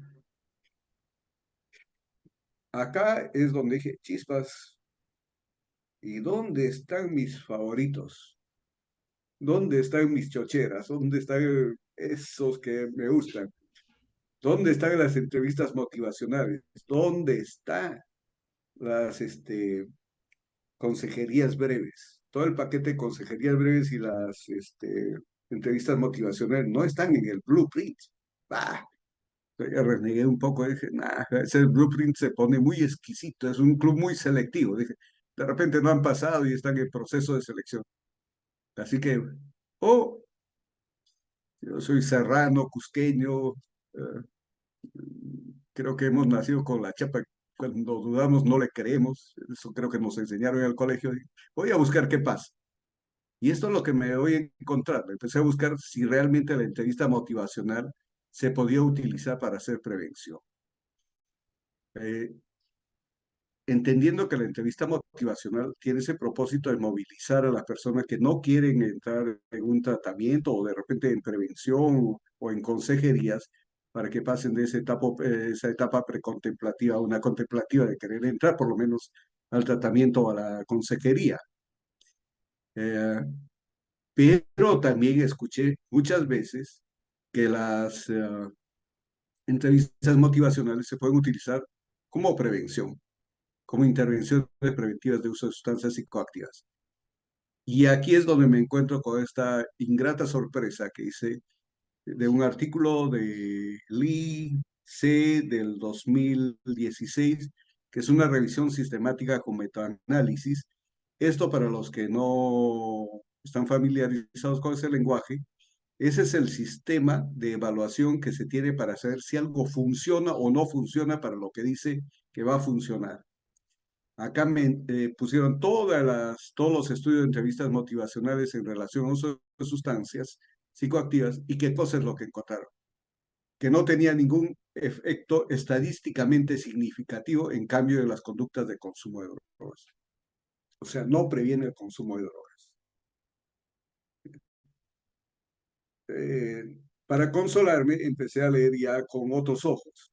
No tiene ningún efecto estadísticamente significativo en los cambios de la conducta del consumo de drogas, pero sí tiene efectos en la motivación de la persona para buscar la ayuda y tal vez ir hacia las consejerías breves. O en el caso de las personas que ya tienen el diagnóstico de trastornos, entrar en tratamiento, movilizarlos a ellos. Ok, es una buena parte de lo que se tiene que hacer. Dije, ok, sirve para ello. Y todavía nos quedan las entrevistas, las consejerías breves. Está todo el paquete de consejerías breves que las puede, perdónenme, y acá el desafío con las entrevistas motivacionales, la necesidad de más investigación de la eficacia de las intervenciones. Mientras no tengamos una idea de si estos son eficaces para hacer prevención de uso de sustancias psicoactivas, no las manejemos como tal.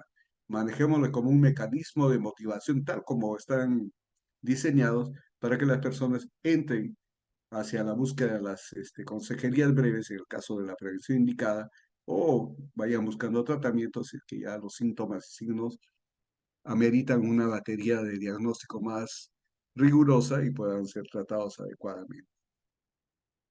Con esto en mando me fui a ver qué pasaba con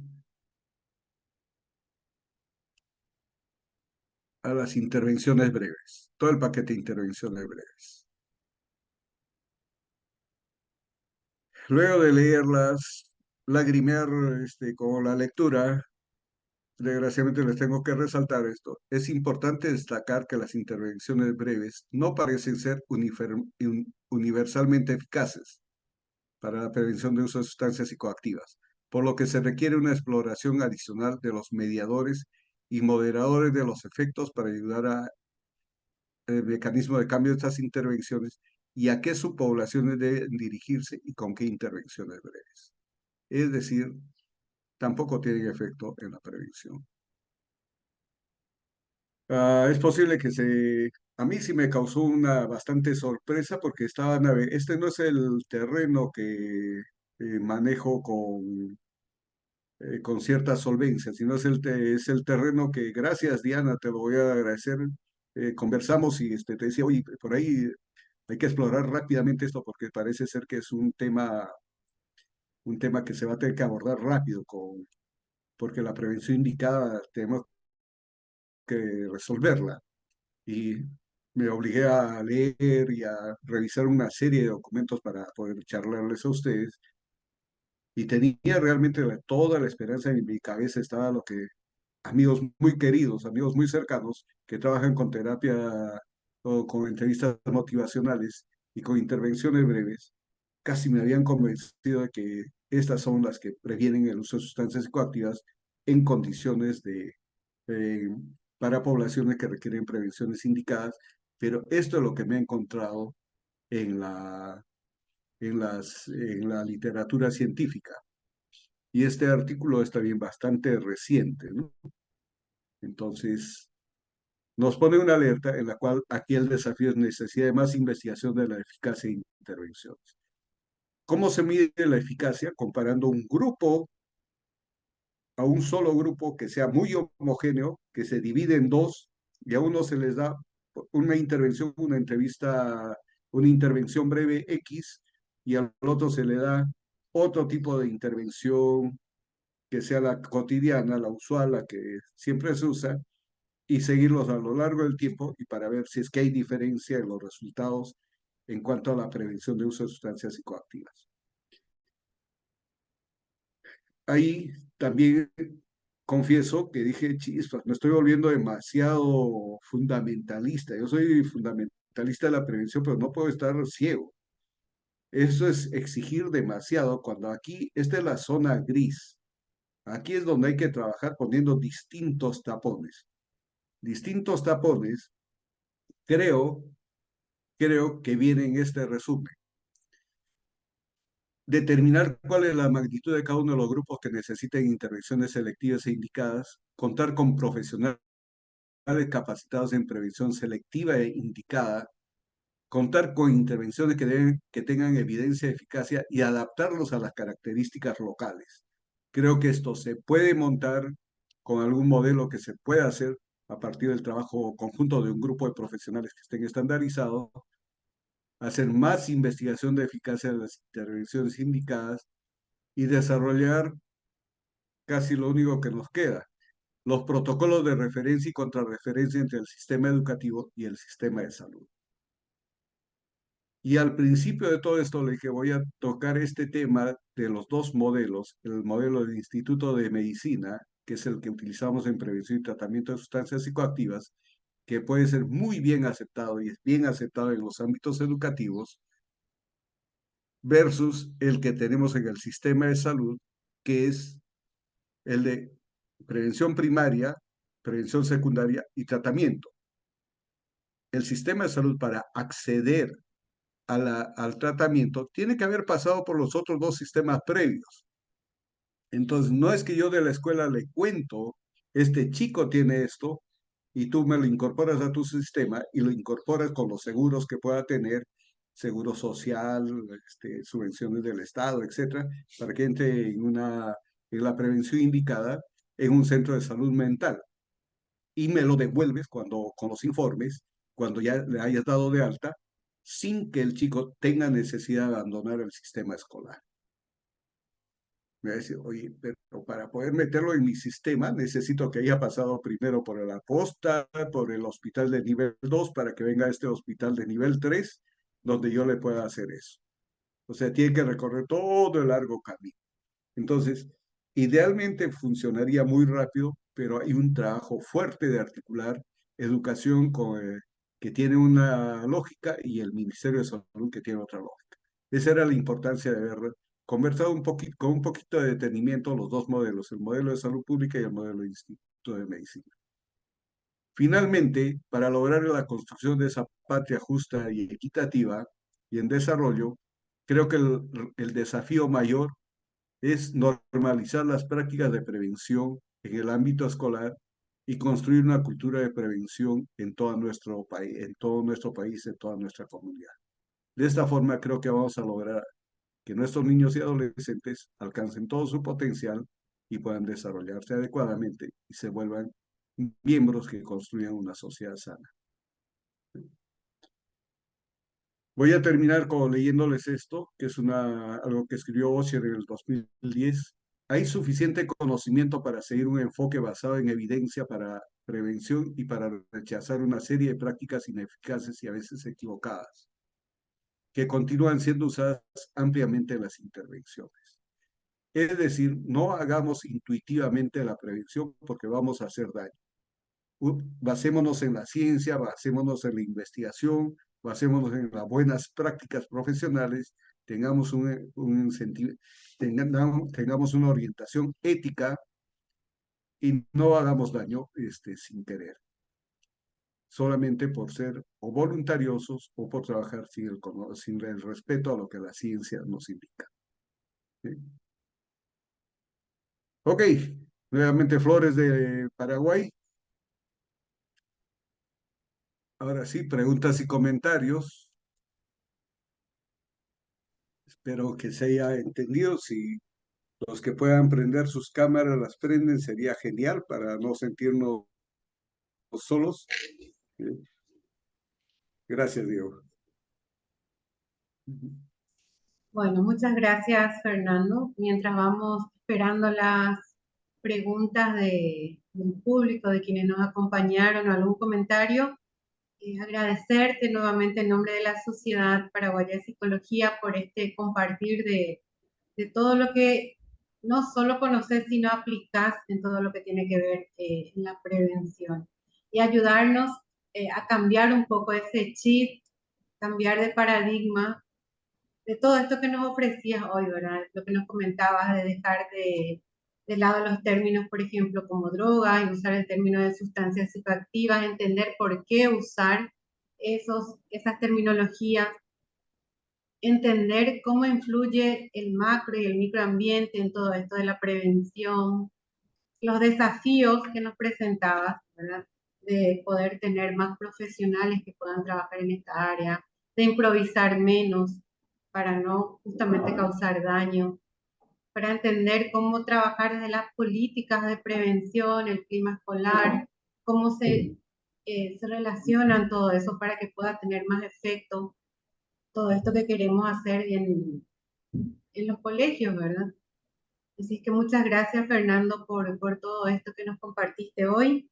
Y bueno, me quedo con eso último que decías, ¿verdad? El de construir juntos una cultura de la prevención. Y para caminar hacia ahí, seguramente Fernando no va a ser este el único encuentro contigo. Vamos a necesitar que nos acompañes también en todo este proceso de ir formándonos también en esto que es la ciencia de la prevención. Muchas gracias, Fernando. Yo quiero compartir acá un certificado, no sé si Diana quiere mencionar algo mientras. No, simplemente agradecerle a Fernando, a vos, Melba, también como coordinadora de la Sociedad Paraguaya de Psicología,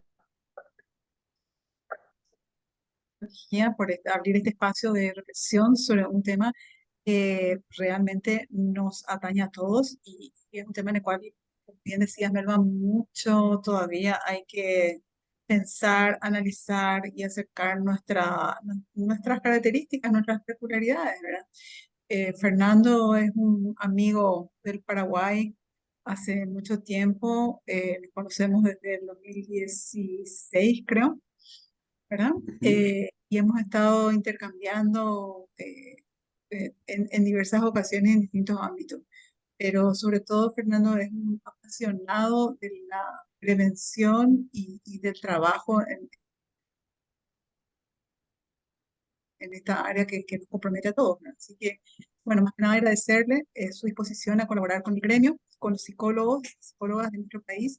Y bueno, contarles también como chisme que cada tanto Fernando está en nuestro país, así que no se pierdan las próximas conversaciones con él cuando nos visite. También comentarles que para la gente que le interese el tema de dispositivos digitales y su relación con el uso de sustancias, hay un webinar muy bien planteado que está en su parte 2, organizado por ISUP, capítulo Argentina. Eso va a ser el 7 de diciembre a creo que de 12 a 1 del mediodía. La primera parte la dio la doctora Verónica Bratseco de ISUP Argentina, la segunda parte la va a dar también un amigo del Paraguay, que se llama Nicolás Poliansky. Voy a poner en el grupo de socios el afiche para que la gente se pueda inscribir si les interesa, porque ellos están avanzando. ISUP Argentina está avanzando un poco en la investigación. Todavía no hay, como decía, bien decía Fernando, datos conclusivos, pero hay un avance en las investigaciones respecto al uso de dispositivos y su relación con el uso problemático de sustancias. Gracias, Fernando, y buenas noches a todos. Bueno, entonces Bueno, aquí muchas antes gracias. de despedirnos, Fernando, un certificado de reconocimiento y agradecimiento por este espacio, por este momento de disertar el tema de desafíos en la prevención del uso de sustancias psicoactivas en el ámbito escolar. Gracias, Fernando. Gracias a todos los que se conectaron y compartieron con nosotros esta tarde. Bueno, nos encontraremos seguramente en otro espacio de formación y de crecimiento mutuo nuevamente. Muchas gracias a todos. Tenemos que hacer Fernando. la foto protocolar. La foto, sí. Voy a dejar de compartir. Ahí está. Ok, mientras nos vamos acomodando para la foto, solamente agradecerles por todos, por haberme dejado compartir mis dudas, plantearles retos que hay que enfrentar y bueno, cuando vaya allá, nos podemos sentar alrededor de un tereré y unas cuantas chipas y la conversación va a seguir para adelante. ¿Ok? Muchas gracias por escuchar. Así es. Gracias, gracias Fernando, gracias a todos.